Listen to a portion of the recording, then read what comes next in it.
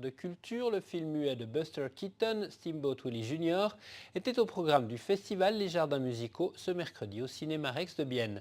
La projection était accompagnée en musique par l'Orchestre des Jardins Musicaux. Il y a 2 ans, l'intégralité des films de Charlie Chaplin avait déjà été projetée dans le cadre de ce festival.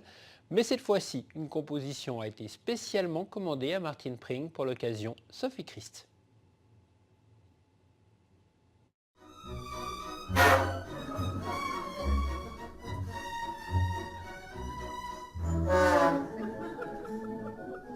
Si les blagues de 1927 font toujours rire, la musique n'y est pas pour rien.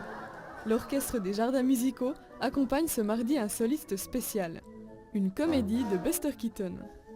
L'exercice est inhabituel, les musiciens doivent se calquer sur le film projeté derrière eux.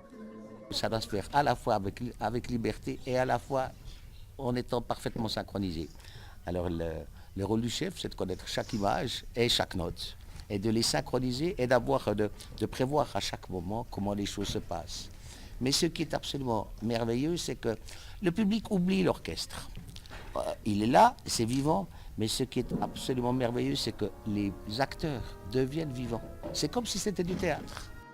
Steamboat Willie Jr. est considéré comme le premier film catastrophe de l'histoire du cinéma.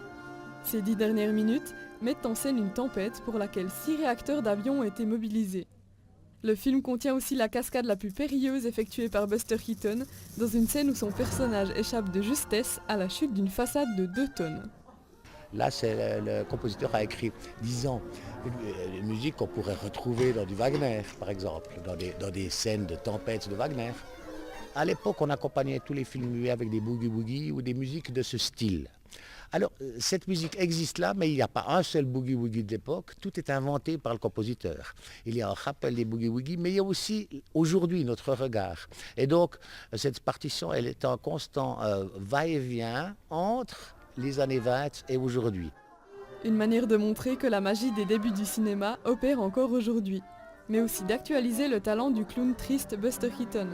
Contrairement à Charlie Chaplin, l'acteur n'écrivait pas la musique de ses films. Il ne fait pas de musique, il fait même pas de bruit.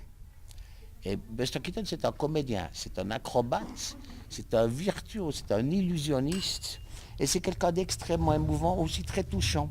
Son humour est très particulier, il a quelque chose à voir avec l'humour anglais. Vous avez vu la réaction du public, le public est absolument comment dire, plus que séduit, ému par Buster Keaton. Pas par la musique, mais grâce à la musique qui le fait vivre. La salle bien garnie prouve que les spectateurs répondent encore à l'appel d'un voyage dans le temps musical.